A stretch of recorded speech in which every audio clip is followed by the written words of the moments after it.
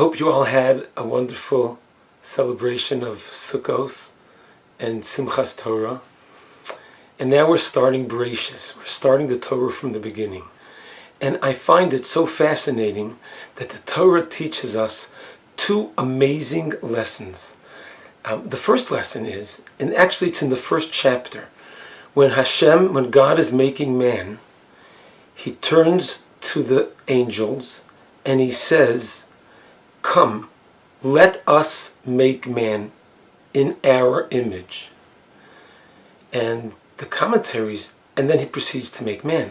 And the commentaries ask, what does it mean, let us make man? Let us, the angels aren't making man, it's God who's making man. And furthermore, isn't it a bit dangerous to write, let us make man? It will give the one who reads the Torah the notion that there's more than one God. God forbid. So how does God allow, why does God do it? And what about that concern? So the sages explain, Hashem wrote it that way to teach bosses how to deal with subordinates. Clearly there's no greater boss than God himself. And God is going to make man.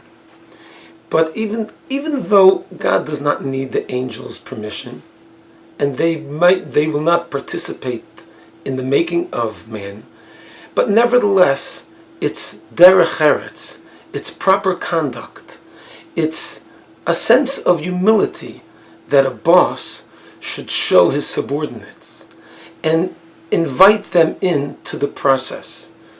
And therefore God says, come, let's make man. That's the first lesson. Hashem wanted to teach us how to have humility.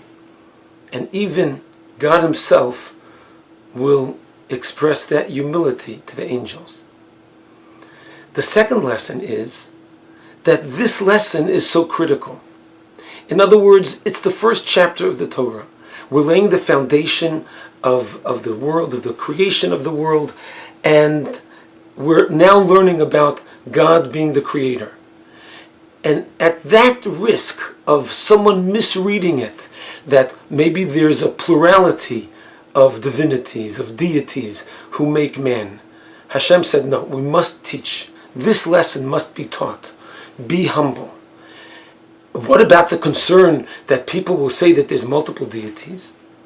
So the Torah immediately fixes that, because right after that it says, and he created man. So if there is anyone who wishes to find an opening to believe that there's more than one deity, let him look for it. That's his decision.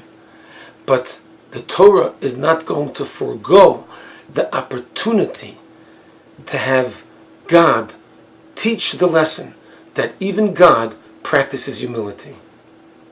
That's the beauty of the Torah. Have a wonderful Shabbos.